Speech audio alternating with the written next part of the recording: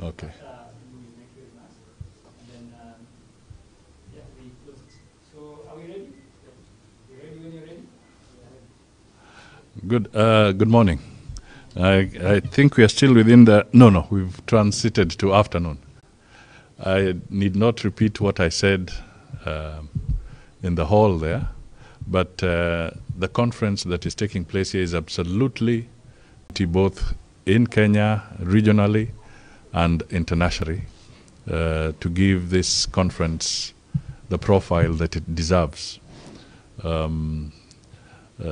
That is one aspect. Now, the second aspect, maybe it's about the current political situation. Sometimes it's better to respond to the questions that you may have, and then I can make my remarks towards the end of it. So, on the political scenario that is evolving, ladies and gentlemen, I'm ready to perhaps hear from you if you have some issue that you want to raise before I make my general comments. If not, then I'll go ahead and make the comments.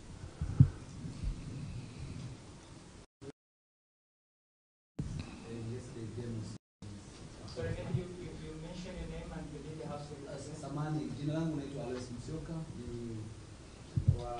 ripota wa K24 wale. Yes. Jana tumeshuhudia mauaji katika sehemu mbalimbali za taifa wakati Jumatano na Jumanne. Labda Kufanya kazi na hao kwamba baada ya uchaguzi watu wanaleta mambo ya fujo ili wakatiwe nusu mkati, lakini stalls, booths, the expressway ni lazima tulipuru. Sasa ni nani anahudumu ama anadhuru wanafunzi hao? Wangefanya nini kama wangepata watoto wetu wasichana wakiwa kwa shule? Is kuwa una demonstrate. You should, I think it is under the law, Article 130, 37. You should be unarmed and peaceful wakati unafanya demonstration. Unarmed and peaceful. Sasa kama jamaa amebeba mawe kwa mkono, anarusha, kweli yeye anafata sheria kulingana na hiyo Article 37 ya katiba yetu? La, ameingia kwa hali ya ukorofi. Kwa hivyo sisi tunasema kwamba tutasimama imara kama taifa, na tunaambia wale ambao wanafikiri kwamba huo mtindo ni ule ambao tunasema skuma ama intimidate the government into submission. The government will not be intimidated into submission. Everybody must follow the law. Na wewe kama ulipoteza uchaguzi, kama Azimio walipoteza uchaguzi, walipoteza, na kupitia kwa sheria wakapata nafasi yao, wakaenda kwa Supreme Court, na tena wakapoteza kwa Supreme Court. Sasa tunaingia mwezi wa 11, tuko kwa mwezi wa 11 tangu uchaguzi. Jameni, ni usingizi gani hawa jamaa wako nao kwamba hawajatambua kwamba uchaguzi uliisha? Kwa hivyo ni vizuri sasa wajue kiwaziwazi, ukiharibu mali ya watu, basi sheria itakufuata. Lakini swala nyeti ni kwamba, je, wapi ile alternative proposals zao ambazo walikuwa wanasema watatoa? Kuna Prime Minister wa zamani wa Uingereza, Margaret Thatcher, alikuwa akipigana kwa vita zile za Falkland, na wale opponents wake walikuwa wakimhujumu. Akawaambia, okay, if you think what I'm doing is wrong and is not right, then give me your solution.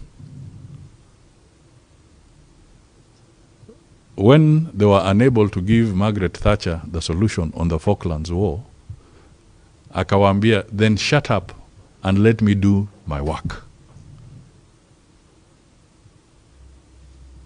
Kwa hivyo hawa jamaa, what really are their proposals? Na tumeona maajabu. Kuna wengine wanatumia magari ya county governments kwa mambo ya maandamano. These are public assets which should not be used kwa mambo ya maandamano. Hiyo ni abuse of office. Unachukua gari ya county government, ndio hiyo unabeba wale majangili ambao wanazurura na kurushia watu mawe, na wanatumia gari yako. Na gari hiyo ni ya umma. Hiyo ni abuse of office. Kwa hivyo tunaona maajabu. Na wale wanafanya hivi, wengine walikuwa kwa serikali. Tunasema tunataka Kenya iende mbele.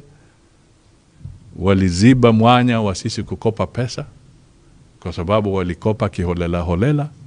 Sasa jukumu letu, mimi na wewe, jukumu letu ni kukusanya ushuru, tulipe yale madeni ambayo wametuachia, na tena tuzidi wanachelewesha kwa kutekeleza ile sheria. Ni 650 kwa siku moja. Tukiendelea hivyo hivyo, kwa mwaka tutapoteza karibu bilioni 235 kwa mwaka. Sasa nyinyi ndugu na dada, hospitali zetu zinahitaji madawa.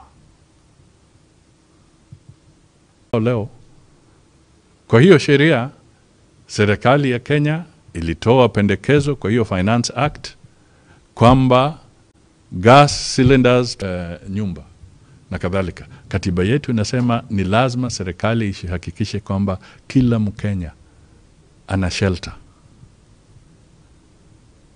Hiyo ni katiba ya Kenya.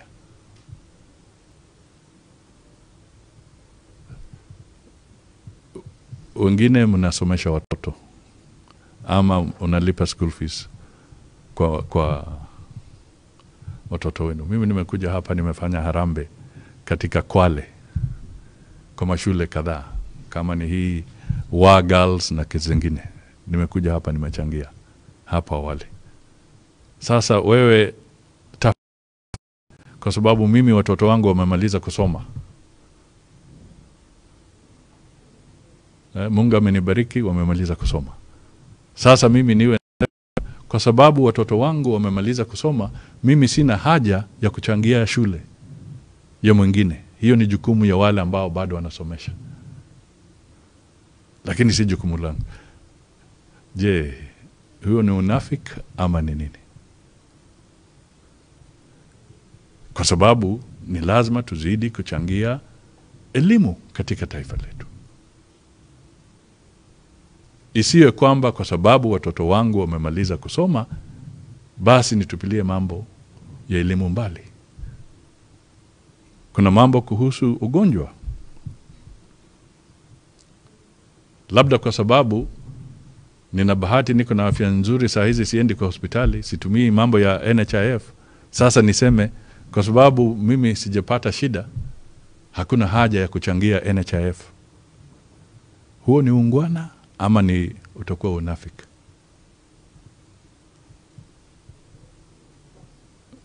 Kwa hivyo yale yote ambayo tunaongelea na hawa jamaa ni kwamba hii ni barabara ya kuharibu taifa letu. Ni ile barabara tunaifahamu ya hawa viongozi wa Azimio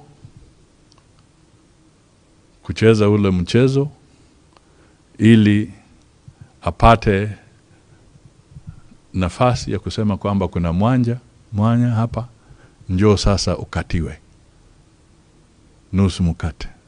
Hawa jamaa wanatafuta serikali ya nusu mkate.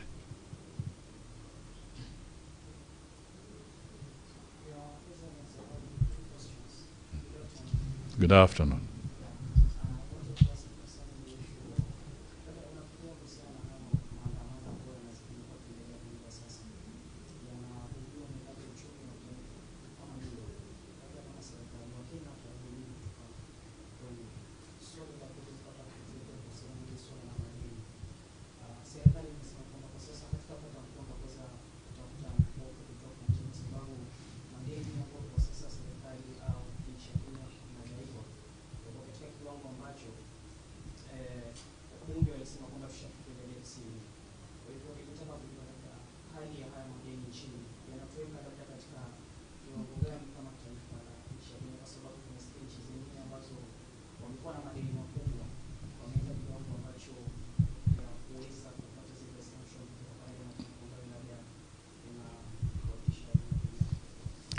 Madeni, dawa la madeni ni kulipa. Na heshima la taifa ni kuhakikisha kwamba tunajipanga vizuri ili tuwe na uwezo wa kulipa madeni. Kwa mambo ya kitaifa, sio heshima sana kwenda kuambia watu kwamba serikali imelemewa, haiwezi kulipa madeni yake. Na ndio kwa sababu sisi tunataka tusimamie uchumi kwa njia inayofaa ili tulipe yale madeni tuko nayo. Nataka kwenda kwamba hatutaingia kwa ile hali ya kusema tumeshindwa kulipa madeni yetu. Na ndio kwa sababu lazima tuwe na usimamizi bora wa kiuchumi. Hiyo ni lengo letu na lengo la serikali. Ndio mimi nataka niseme hivi, maandamano haya yanadhuru uchumi wetu. Wafanyabiashara wamepotea kwa sababu ya haya maandamano.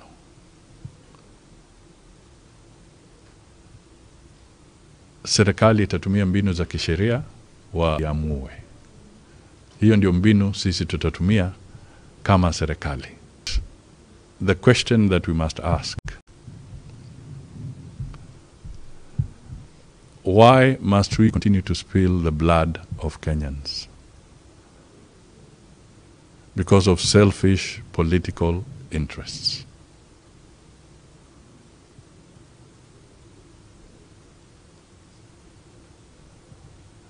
Are we creating political vampires?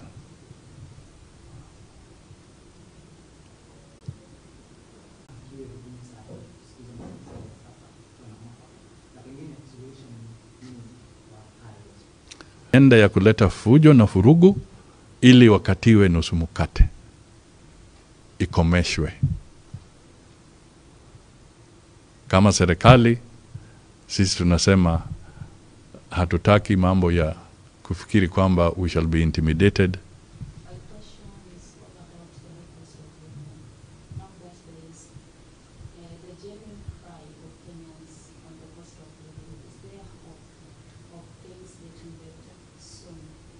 I'll give you my estimate. It is personal, but I'll give you my estimate of how long it might take. One, did we anticipate that the war between Russia and Ukraine would last more than 500 days? No, we did not.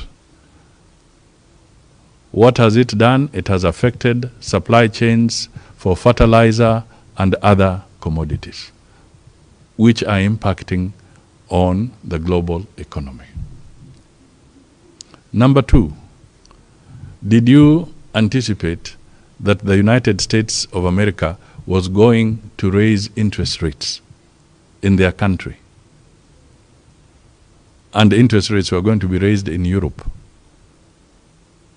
So when they are raised, it has an impact on the strength of our currency.